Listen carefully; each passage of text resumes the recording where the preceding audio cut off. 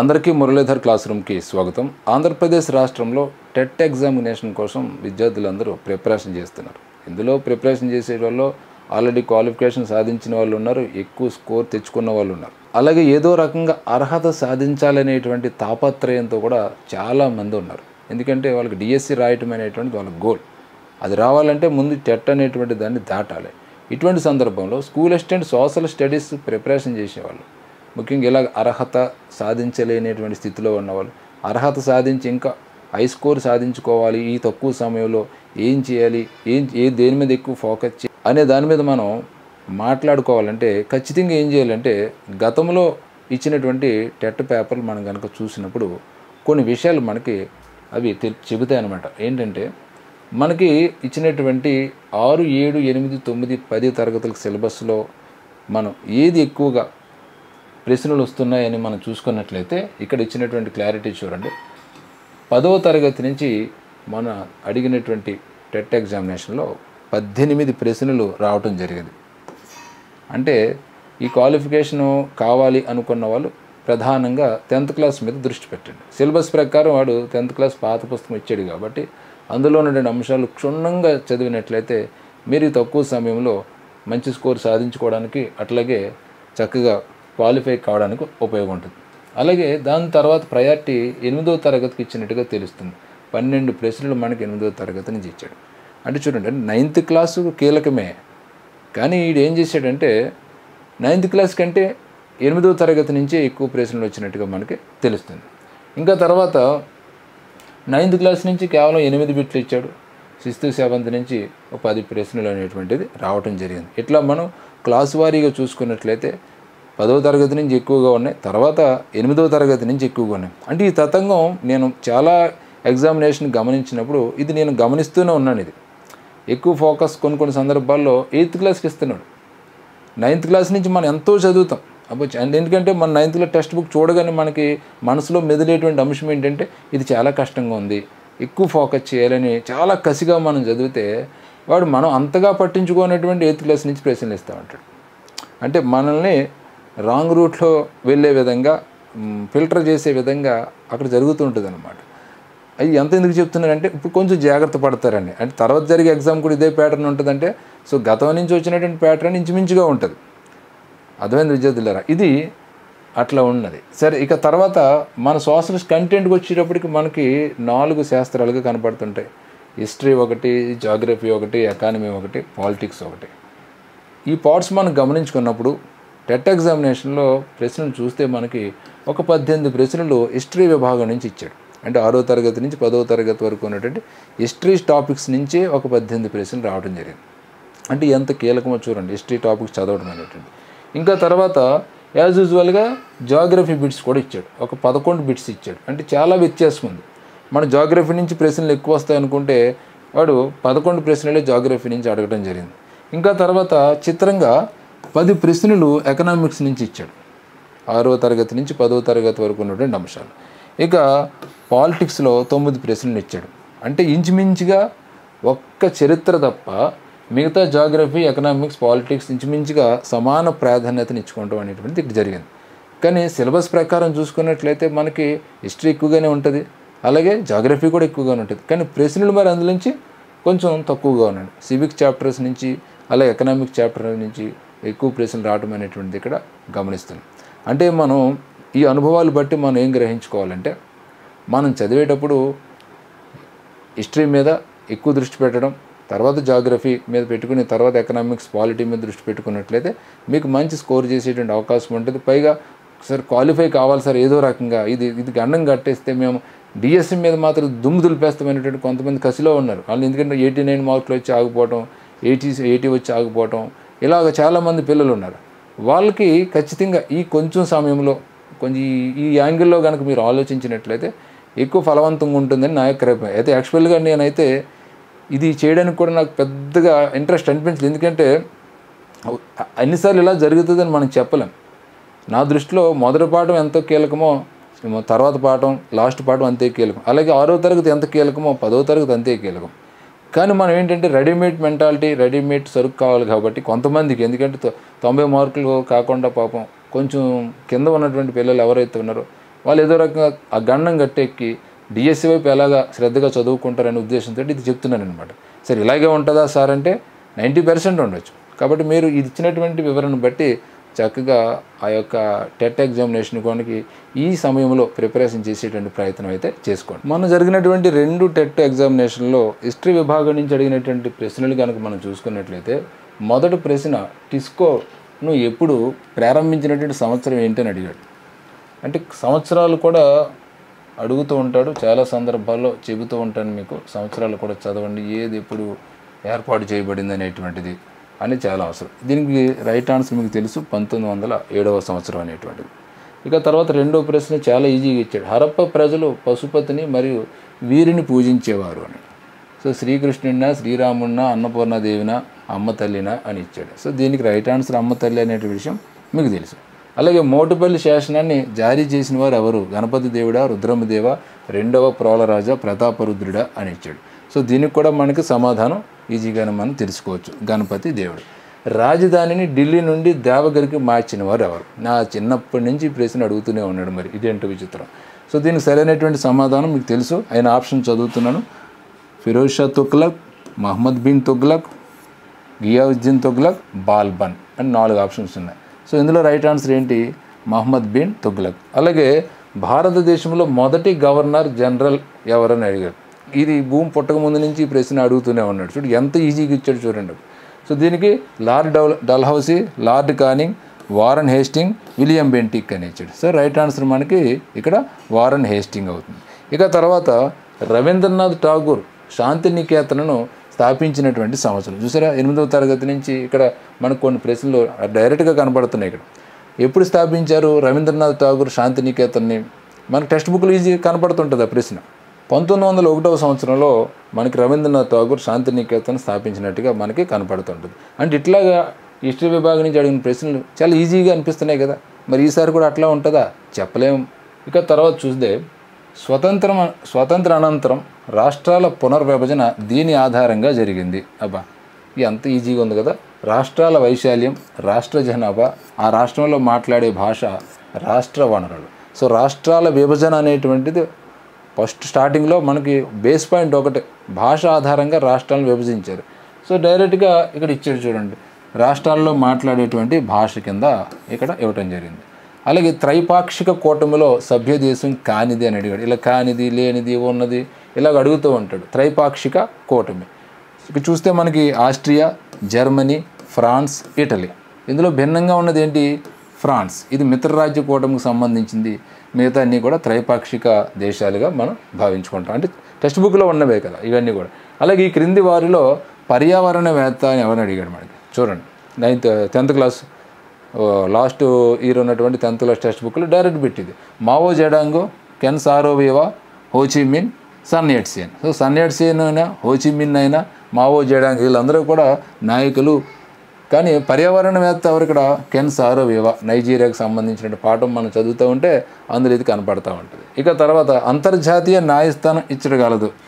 ఇంక ఇది మామూలుగా కాదు. ఇక ఈ ప్రశ్న అయితే నాకు తెలిసి చాలా కాలం నుంచి అడుగుతున్నాను, అనేక కాంపిటేటివ్ ఎగ్జామ్స్లో అడుగుతూ ఉంటాడు. ఇది అంతర్జాతీయ న్యాయస్థానం ఏడున్నది అంటే the Hague, Geneva, Paris and New York. Simple. దీనికి సమాధానం ది హేగ్ అనేటువంటిది మీకు తెలుసు. ఇక తెబాగా ఉద్యమం ప్రారంభమైనటువంటి రాష్ట్రం. సో 8th క్లాస్లో మనకి కనిపిస్తూ ఉంటుంది. ఎక్కడ మొదలైంది? ఇది తెలంగాణలోనా, ఒడిశాలోనా, బెంగాల్లోనా, కేరళలోనా? రైట్ ఆన్సర్ ఇది బెంగాల్. అలాగే గులాంగిరి అనేటువంటి పుస్తకాన్ని రాసినవారు. ఇది 8th క్లాస్లో మనకు కనపడుతూ ఉంటుంది. గులాంగిరి అనేటువంటిది జ్యోతిరావు పూలేకి సంబంధించిన అంశం. డైరెక్ట్ బిట్ కూడా ఇది.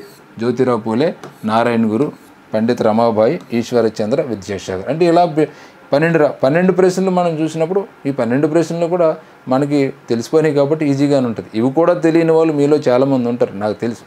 తెలుసుకునేటువంటి ప్రయత్నం చేయడమే కదా మన యొక్క లక్ష్యం. మరికొన్ని చరిత్ర ప్రశ్నలు చూస్తే గ్లాస్ నోస్త్ అనేటువంటిది ఏంటి అని అడిగాడు. 10th క్లాస్లో ఉన్నటువంటి ప్రశ్న ఇది. Last year 10th class text బుక్లో ఇప్పుడు కూడా మనకు ఉన్నది. రష్యా నగరమా, రష్యా అధ్యక్షుడా, గార్బోచేవ్ సంస్కరణ, లేదా 2వ ప్రపంచ యుద్ధంలో వాడినటువంటి అణుబాంబ. సో చూడండి ఎంత చక్కగా ఇచ్చాడు. ఇది గ్లాస్ నోస్త్ అనేటువంటిది అది ఒక సంస్కరణ. అది గోర్బోచేవ్ గారు ప్రవేశపెట్టినటువంటి సంస్కరణ. ఇది మన డైరెక్ట్గా కనపడుతుంటుంది. ఇక తర్వాత 14వ బిట్ చూస్తే 1977 పశ్చిమ బెంగాల్ అసెంబ్లీ ఎన్నికల్లో వామపక్ష కూటమి నినాదం ఏమిటి అని అడిగాడు. వామపక్ష కూటమి ఏమి ఇచ్చింది? గరీబీ హఠావోనా, ప్రజాస్వామ్యాన్ని కాపాడండా, దున్నేవాడిదే భూమా, జై జవాన్ జై కిసానా. ఇక్కడ ఇచ్చినట్టు 4 ఆప్షన్స్. సో గరీబీ హఠావో నినాదం ఎవరు ఇచ్చారు మనకు తెలుసు, ఇందిరాగాంధీ గారు ఇచ్చారు. అలాగే ప్రజాస్వామ్యాన్ని కాపాడండి అనేటువంటి నినాదం మనకి ఎవరు ఇచ్చారు తెలుసు, జయప్రకాష్ నారాయణ గారు ఇచ్చారు. ఇక దున్నేవాడిది భూమి, జై జవాన్ జై కిసాన్. జై జవాన్ జై కిసాన్ ఎవరన్నారో మీకు తెలుసు. సో భిన్నంగా ఉన్నది ఏమిటంటే దున్నేవాడిదే భూమి. పైగా ఇది వామపక్ష కూటమి, కమ్యూనిస్టులు. సో దున్నేవాడిది భూమి అనేటువంటి నినాదం కమ్యూనిస్టులు ఇచ్చింది. ఇది ఇంత వివరణ అక్కర్లేదు, టెక్స్ట్ బుక్లో ఉన్నది ఇది కూడా. ఇక తర్వాత పత్తిని పండించిన, అంటే పత్తిని మొదటిసారిగా పండించిన వారు మన 6th క్లాస్లో ఉంటుంది. ఇది ఆర్యులా, సింధు ప్రజల, చైనీలా, ఈజిప్ట్ వారా?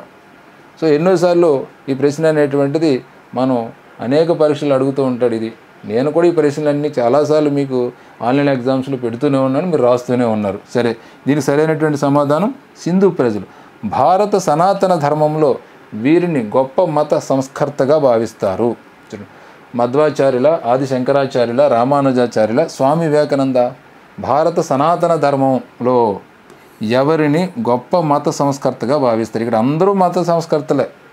మరి ఎవరిని మనం తీసుకోవాలి ఇక్కడ అంటే ఆది శంకరాచార్యులు. ఎందుకంటే స్టార్టింగ్ ఈయనే కాబట్టి ఈయనే మనకి సరైనటువంటి సమాధానం. పీఠాలు ఏర్పాటు చేయడం కానీ, అలాగే చక్కగా దేశమంతా పర్యటించి హిందూ మతాన్ని తిరిగి మళ్ళీ బతికించడంలో, దాన్ని రీబర్త్ చేయడంలో ఈయన పాత్ర చాలా కీలకమైనది. కాబట్టి దీనికి సరైనటువంటి సమాధానం ఆది శంకరాచార్య. ఇక తర్వాత గోదావరి నదీ తీరంలో ఉన్న మహాజనపదం అవంతి, మగధ, అస్మక, చేది. నేను చాలాసార్లు చెబుతూ ఉంటాను, మ్యాప్ పాయింటింగ్ చూడండి, మ్యాప్లో ఉన్నటువంటి అంశాలను పరిశీలన చేసుకోండి, దాని మించి కూడా ప్రశ్నలు ఇస్తాడని. సో దానికి ఉదాహరణగా మనం చెప్పుకోవచ్చు, గోదావరి నదీ తీరంలో ఉన్నటువంటి మహాజనపదం అస్మక. ఇది మీరు టెక్స్ట్ బుక్లో కనపడుతూ ఉంటుంది చూస్తే. ఇక తర్వాత సాంచి స్తూపం ఇక్కడ కలదు, ఉత్తరప్రదేశ్, మధ్యప్రదేశ్, బీహార, కేరళ. ఇది ఈజీ మనకి, మధ్యప్రదేశ్.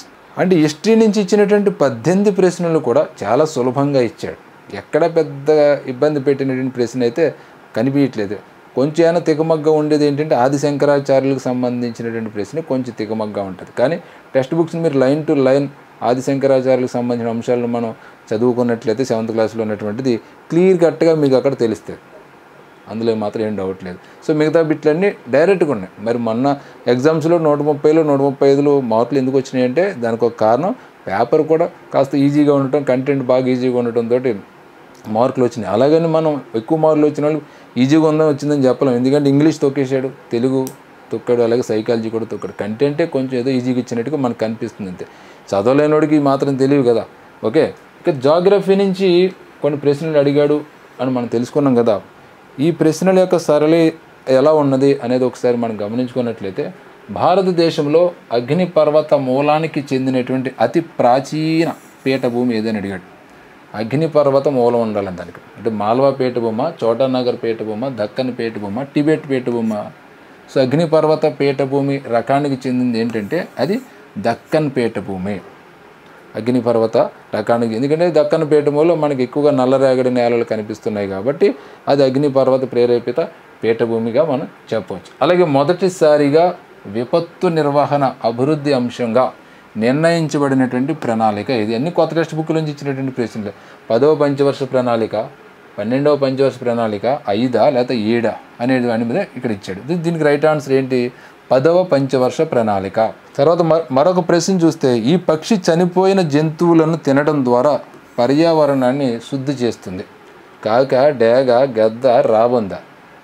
సో ఇది ఎలాగ అడిగాడో చూడండి, విచిత్రంగా అడిగాడు. మనం ఈ రాబందులు అనేవి అంతరించుకుపోతున్నాయి అనే పాయింట్ ఆఫ్ వ్యూలో అది మనం ఎక్కువ ఫోకస్ చేసి చదివితే ఇది డైరెక్ట్గా సింపుల్గా ఇచ్చేసాడు అనమాట. ఈ పక్షి చనిపోయిన జంతువులను తినడం ద్వారా పర్యావరణాన్ని శుద్ధి చేస్తుంది అని. దీనికి సరైనటువంటి సమాధానం రాబందు. ఇక తర్వాత చూస్తే, వేసవి కాలంలో ఉత్తర మైదానాలలో వీచేటువంటి పవనాలు. ఇక్కడ గుర్తుపెట్టుకోవాలి మనం, ఇది వేసవి కాలమా లేదా శీతాకాలం అనేది చూసుకోవాలి. వేసవి కాలంలో ఉత్తర మైదానాలు వీచే పవనాలు ఉత్తర భారతదేశంలో కాల్ బైసాఖి, లూ పవనాలు, వ్యాపార పవనాలు, చినుక్కు. సో ఇది లూ పవనాలు, ఇది మీకు తెలిసిందే. లాస్ట్ ఇయర్ 10th క్లాస్లో ఉంటుంది. ఇప్పుడు కొత్తగా వచ్చినటువంటి 9th క్లాస్ జాగ్రఫీ టెక్స్ట్ బుక్లో కూడా మనకి కనిపిస్తుంటుంది. ఇక తర్వాత ఉత్తర మైదానంలోని పురాతన ఒండ్రి మట్టి. సో 9th క్లాస్ నుంచి ఇచ్చినటువంటి ప్రశ్న ఇది. కొత్త టెక్స్ట్ బుక్ 9th క్లాస్లో కూడా ఉన్నది, పాత టెక్స్ట్ బుక్స్లో కూడా మనకు కనపడుతుంటుంది. సో దీనికి రైట్ ఆన్సర్ బంకర్. ఇది పురాతనమైనది. ఖాదర్ అయితే నూతనమైనటువంటి ఒండ్రి మట్టికి తెలుసు. ఇవన్నీ ఇది టెరా అనేది చిత్తడి ప్రాంతం అని తెలుసు. బాబర్ అనేటువంటిది ఇసుకర్ర ఆకారంలో ఉండేటువంటి ప్రాంతంగా మనకి తెలుస్తూ ఉంటుంది మనం చదివినప్పుడు. సో దీనికి రైట్ ఆన్సర్ ఏంటి? బంగర్. అలాగే హివారే బజార్ ఇక్కడ కాలదు, ఎందుకంటే డెడ్ ఈజీ బిట్ ఉంటుందా ఏడైనా? కర్ణాటక, మహారాష్ట్ర, కేరళ, మధ్యప్రదేశ్. దీనికి సరైనటువంటి సమాధానం మహారాష్ట్ర. మొన్న టెట్ ఎగ్జామ్ రాసినటువంటి ఒక పిల్లవాడు నాకు ఫోన్ చేసి, సార్ పేపర్ దొల్లగొట్టేసాను సార్ అన్నాడు. మరి ఇలా ఉంటే పేపరు బాగా చదివిన వాళ్ళు, లాంగ్ ప్రిపరేషన్ చేసిన వాళ్ళు ఎలా ఉంటుందంటే దొల్లగొట్టే వస్తారు, మామూలుగా దొల్లగొట్టరు. ఇక చూడండి తర్వాత హివారే బజార్ ఎక్కడ ఉన్నది బిట్ ఆల్రెడీ అయిపోయింది కదా. ఇక తర్వాత శీతోష్ణ స్థితిని ప్రభావితం చేసే అంశాల్లో లేనిదని అడిగాడు. ఇక్కడ లేనిది భూమికి నీటికి గల సంబంధం, భూమధ్య రేఖ నుండి దూరం, అలాగే వర్షపాతం, ఉపరితల గాలి ప్రసరణ. మనకి 10th క్లాస్లో, పాత 10th క్లాస్లో ఉంటుంది ఈ ప్రశ్న. అలాగే కొత్తగా వచ్చినటువంటి 9th క్లాస్ టెక్స్ట్ బుక్లో కూడా మనకి ఇండియన్ జాగ్రఫీలో శీతోష్ణ స్థితి అనేటువంటి టాపిక్ తీస్తే ఇది మనకి కనబడుతూ ఉంటుంది. అక్కడ ఇచ్చినటువంటి అంశాల్లో లేనిది ఏమిటంటే వర్షపాతం. ఇక్కడ దీనికి సరైనటువంటి సమాధానం వర్షపాతం. అలాగే సున్నపు రాయి, మైకా, జిప్సం అనేవి ఏంటి? 8th క్లాస్లో ఉన్నటువంటి జాగ్రఫీ నుంచి ఇచ్చాడు చూడండి. లోహ ఖనిజాలు, అలోహ ఖనిజాలు, ఇంధన ఖనిజాలు, అణు ఖనిజాలు అని ఇచ్చాడు. సో లోహ, అలోహ అనేటువంటిది మనం చూసుకుంటే లోహ ఖనిజాలు అంటే ఐరన్ ఉంటే దాన్ని లోహ ఖనిజం అంటూ ఉంటాం కదా. సో ఇక్కడ మరి ఈ సున్నపు రాయి, మైకా, జిప్సం అనేటువంటి ఏ ఖనిజాలు కోవలోకి వస్తాయంటే అలోహ ఖనిజాలు కోవలోకి వస్తాయి. ఓకే. ఈ క్రింది వానిలో విమానాశ్రయ నగరం కానిది అన్నాడు. అంటే విమానాశ్రయం లేని నగరం అన్నమాట. ఇది 10వ తరగతిలో మనకు ఉన్నటువంటి పాత టెక్స్ట్ బుక్ 10వ తరగతి నుంచి ఇచ్చినటువంటి ప్రశ్న. చూడండి, ఢిల్లీ, విజయవాడ, హైదరాబాద్, బెంగళూరు. నిజానికి చెప్పాలంటే అన్ని చోట్ల విమానాశ్రయాలు ఉన్నాయి, కానీ మరి టెక్స్ట్ బుక్ ప్రకారం మనం ఆలోచించుకోవాలి కదా ఇక్కడ.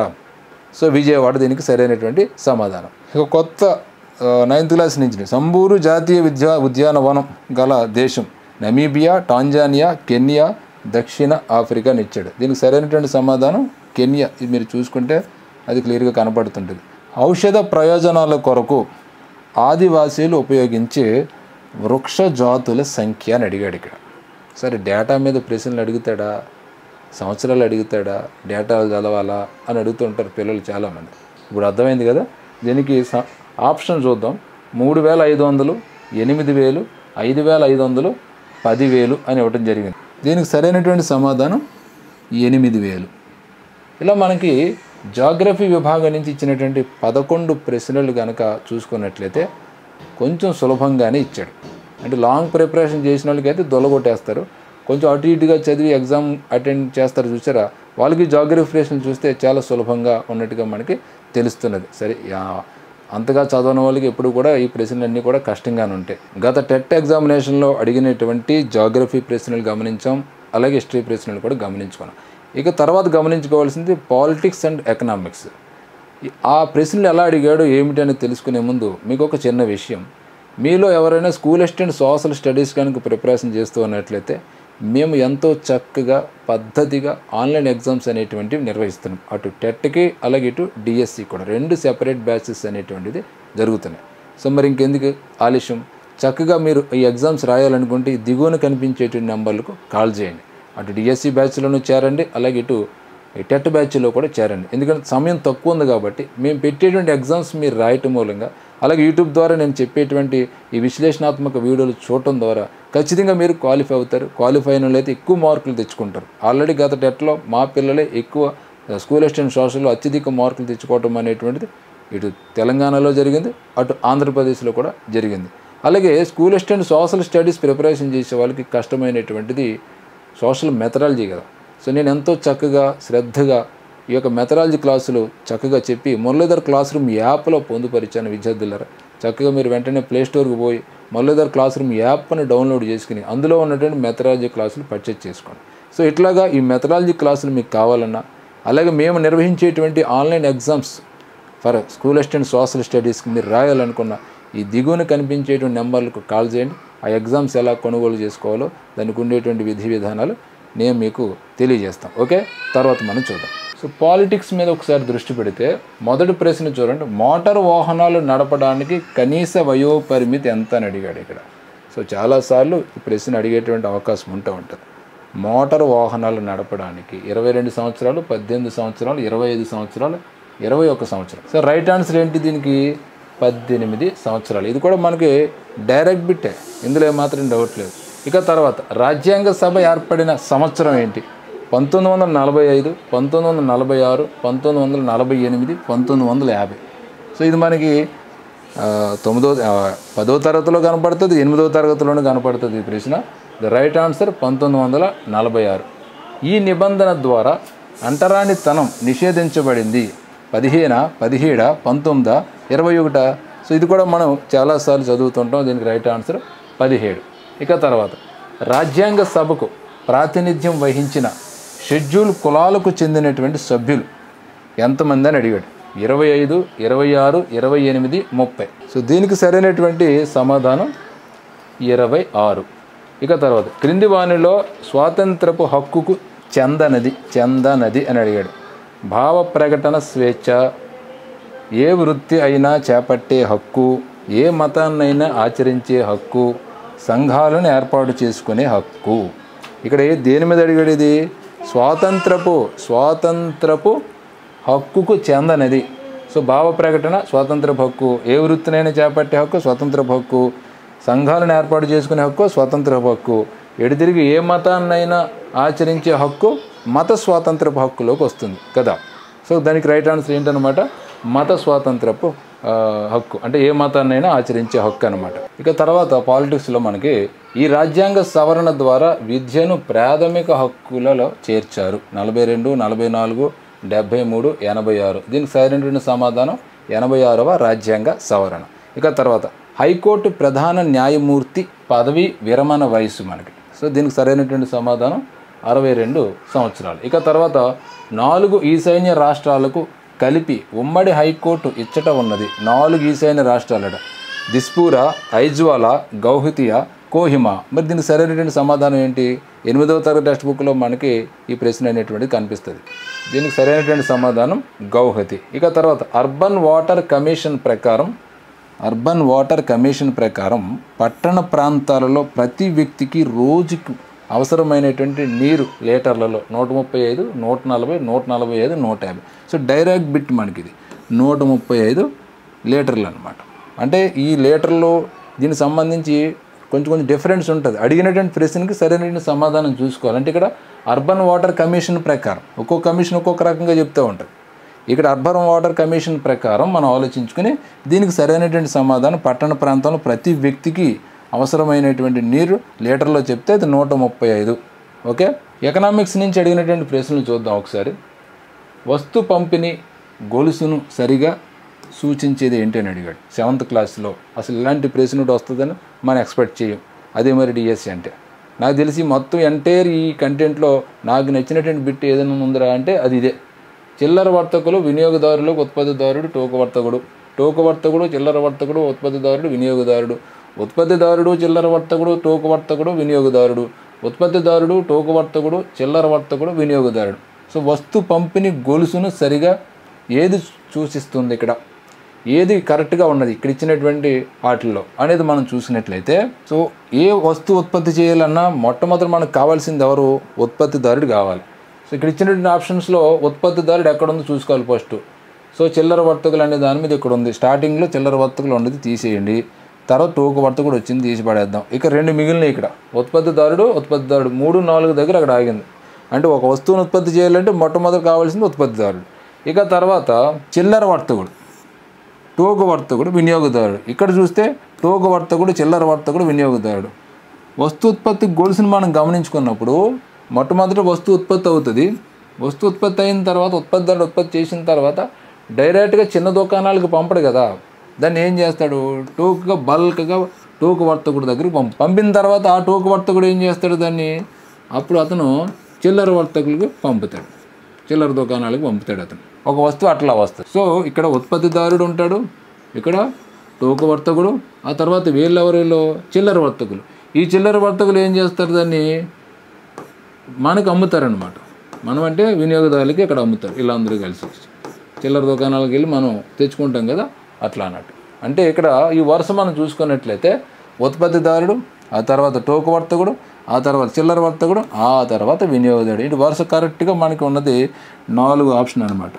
ఎకనామిక్స్ నుంచి ఒక చక్కటి ప్రశ్న మనం తెలుసుకున్నాం కదా. ఇక తర్వాత ప్రశ్న చూద్దాం.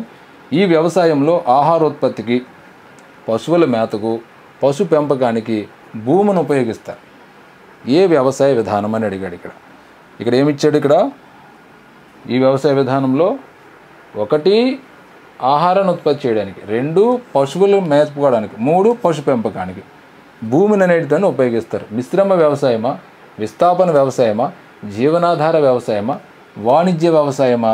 దీనికి సరైనటువంటి సమాధానం మిశ్రమ వ్యవసాయం. విస్థాపన వ్యవసాయం అనేటువంటిది ఎక్కడ జరుగుతుందో మీకు తెలుసు, జీవనాధార వ్యవసాయం తెలుసు, వాణిజ్య వ్యవసాయానికి సంబంధించి కాదు. ఇంకెటు తిరిగి దీనికి సరైనటువంటి సమాధానం మిశ్రమ వ్యవసాయం. మిశ్రమ వ్యవసాయంలోనే అక్కడ ఉన్నటువంటి వ్యవసాయ భూమిని చక్కగా ఆహారాన్ని ఉత్పత్తి చేసుకోవడానికి, పశువులు మేపుకోవడానికి, అలాగే పశువుల పెంపకానికి కూడా దాన్ని ఉపయోగిస్తూ ఉంటారు. జనాభా మార్పుకు ఇది ప్రధాన ప్రక్రియ కాదు. 8వ తరగతిలోనే ఉంటుంది ఇది, పాత 10వ తరగతిలో కూడా ఉంటుంది. మరణాల రేటు, వలసలు, విపత్తులు, జననాల రేటు. సో డైరెక్ట్ బిట్ ఇది. మరణాల రేటు ఉంటుంది, వలసలు ప్రభావితం చేస్తాయి, జననాల రేటు ఉంటుంది. ఎటు తిరిగి విపత్తులు అనేటువంటిది కాదు ఇక్కడ. ఓకే, దీనికి సరైనటువంటి సమాధానం విపత్తులు. సో 4వ ప్రశ్న మనం గమనించుకున్నట్లయితే దేశాలను వర్గీకరించడానికి ప్రపంచ బ్యాంకు ఉపయోగించేటువంటి సూచిక. సో ప్రస్తుతం మనకి 9వ తరగతి ఎకనామిక్స్ టాపిక్స్లో ఉన్నది, అలాగే లాస్ట్ ఇయర్ 10th ఉన్నటువంటి టాపిక్స్లో మనకి ఇది కనపడుతుంది. ఆప్షన్ చూస్తే మానవ అభివృద్ధి, జాతీయ ఆదాయం, తలసరి ఆదాయం, ఆర్థిక వృద్ధి. సో దీనికి సరైనటువంటి సమాధానం తలసరి ఆదాయం. తలసరి ఆదాయం బట్టే కదా ప్రపంచ బ్యాంకు ఇంత తలసరి ఆదాయం ఉన్న దేశాలను అభివృద్ధి చెందినటువంటి దేశాలుగా, మధ్యలో ఉన్నట్లు మధ్యస్థాయి దేశాలుగా అని వర్గీకరణ అనేటువంటి మన 10th క్లాస్లో కనపడుతుంది. అలాగే ప్రస్తుతం 9th క్లాస్ టెక్స్ట్ బుక్లో కూడా మనకి ఈ ప్రశ్న అనేటువంటిది ఉన్నది. సరైనటువంటి సమాధానం దానికి అది. ఇక తర్వాత మరొక ప్రశ్న మనం జాగ్రత్తగా గమనించుకున్నట్లయితే ఆ ప్రశ్న ఏమిటనేది ఒకసారి మన స్క్రీన్ మీద చూద్దాం. ఇక 5వ ప్రశ్న మనం చూసుకున్నట్లయితే అంత్యోదయ అన్న యోజన పథకాన్ని ఏ సంవత్సరంలో ప్రారంభించారు? 1998, 1995, 2000, 2002. దీనికి సరైనటువంటి సమాధానం 2000. మనకి కొత్త 9th టెక్స్ట్ బుక్స్ చూసి మనం అందులో ఎకనామిక్స్ టెక్స్ట్ బుక్స్ చూస్తే మనకి ప్రశ్న కనిపిస్తూ ఉంటుంది. ఇక తర్వాత పేదరికాన్ని కొలవడానికి ఉపయోగించే సామాజిక సూచిక కానిది అని అడిగాడు. ఇక్కడ సామాజిక సూచిక కానిది నిరక్షరాస్యత స్థాయి, ఆచార సాంప్రదాయాలు, ఉద్యోగ అవకాశాలు లేకపోవటం, ఆరోగ్య సంరక్షణ పొందలేకపోవటం. సో పేదరికాన్ని కొలవడానికి ఉపయోగించే సామాజిక సూచిక కానిది ఏమని అడిగాడు. సో సరైనటువంటి సమాధానం ఏమిటి? ఆచార సాంప్రదాయాలు. సో మిగతా అన్నీ కూడా మనకి సూచికలే, ఇది ఒకటే తప్ప. ఇక తర్వాత ప్రశ్న చూస్తే ఒక దేశం కంటే ఎక్కువ దేశాలలో ఉత్పత్తిని నియంత్రించే సంస్థ ఏంటి అని అడిగాడు. ఉత్పత్తిని నియంత్రించే సంస్థ ప్రపంచ వాణిజ్య సంస్థ, అంతర్జాతీయ ద్రవ్యనిధి సంస్థ, బహుళ జాతి సంస్థ, ఐక్యరాజ్య సమితి. ఒక దేశం కంటే ఎక్కువ దేశాలలో ఉత్పత్తి ప్రక్రియను నియంత్రించేటువంటి సంస్థ. సరిగ్గా చదవకపోతే దీనికి ఖచ్చితంగా తప్పు పెట్టేస్తారు. దీనికి సరైనటువంటి సమాధానం ఏంటంటే బహుళ జాతి సంస్థ, మల్టీనేషనల్ కంపెనీస్ అంటాం కదా అది. ఇక తర్వాత చూడండి, స్థిర లేక భౌతిక పెట్టుబడి అనేది, స్థిర లేక భౌతిక పెట్టుబడి అనేటువంటిది ఏంటి? వేతనాలపై వేయమా, ముడి సరుకులపై వేయమా, యంత్రాలపై వేయమా, లేకపోతే మార్కెటింగ్పై వేయమా? ఎంత బాగున్నా చూడండి బిట్టు, కొత్త టెక్స్ట్ బుక్ నుంచి ఇచ్చింది బిట్ ఇది. సో దీనికి సరైనటువంటి సమాధానం యంత్రాలపై చేసేటువంటి వ్యయం. ఇక తర్వాత మొదటి పంచవర్ష ప్రణాళిక కేంద్రీకరించిన అంశం ఏంటి? సో చిన్నప్పటి నుంచి చదువుకున్నటువంటిది ఇది. సో దీని మీద డిస్కషన్ కూడా అనవసరం. దీనికి సరైనటువంటి సమాధానం వ్యవసాయం. ఇక తర్వాత ఆర్థిక సరళీకరణ ప్రారంభమైనటువంటి సంవత్సరం, ఇది కూడా చాలా కాలంగా అడుగుతున్నాడు. 1990, 91, 92, 95. దీనికి సరైనటువంటి సమాధానం 1991. ఇలా గత ప్రభుత్వం నిర్వహించినటువంటి టెట్ ఎగ్జామినేషన్ జరిగినటువంటి ఒక పేపర్ను మనం విశ్లేషణ చేసుకుంటే చక్కగా ఆ యొక్క ప్రశ్నలు గమనించినప్పుడు మనకు ఒక విషయం క్లారిటీ అవుతుంది. మొదట చెప్పుకున్నట్లుగా 6th క్లాస్ నుంచి ఒక 6 బిట్లు, 7th క్లాస్ నుంచి ఒక 4, 8th క్లాస్ నుంచి 12, 9వ తరగతి నుంచి 8, 10వ తరగతి నుంచి 18 ప్రశ్నలు వస్తే, విభాగాల వారీగా చూస్తే హిస్టరీ నుంచి 18 ప్రశ్నలు, జాగ్రఫీ నుంచి 11, ఎకనామిక్స్ నుంచి 10, అలాగే పాలిటిక్స్ నుంచి 9 ప్రశ్నలు ఇచ్చినట్టుగా మనకి తెలుస్తుంది. ఇదే మాదిరిగా రెండో పేపర్ కూడా అట్లాగే ఉన్నది అప్పుడు ఉన్నటువంటి ప్యాటర్న్ ప్రకారం. మరి తర్వాత జరిగే పేపర్ కూడా ఎట్లాగే ఉంటుందా? ఉంటే మీ పంట పండినట్లే. మళ్ళీ 130లో 140లో కూడా వచ్చేటువంటి అవకాశం ఉంటుంది. లేదు కొంచెం కష్టంగా ఉన్నా నష్టపోయేది ఏమీ లేదు. మీరు ఆల్రెడీ చదువుతున్నారు కాబట్టి మంచి సమయం కూడా దొరికింది కాబట్టి ఈ కొద్ది సమయంలో మీరు ప్రిపరేషన్ చక్కగా చేసుకుంటూ ముందుకు వెళ్ళాలని మనస్ఫూర్తిగా మిమ్మల్ని కోరుకుంటూ సెలవు తీసుకుంటున్నాను. నేను ఇచ్చినటువంటి వివరణ విశ్లేషణ మీకు కనుక నచ్చినట్లయితే తప్పనిసరిగా మురళీధర్ క్లాస్ రూమ్ అనే నా యొక్క ఛానల్ని సబ్స్క్రైబ్ చేసుకోండి. మరొక వీడియోతో తిరిగి నేను మళ్ళీ మీ ముందుకు వస్తాను. జై హింద్.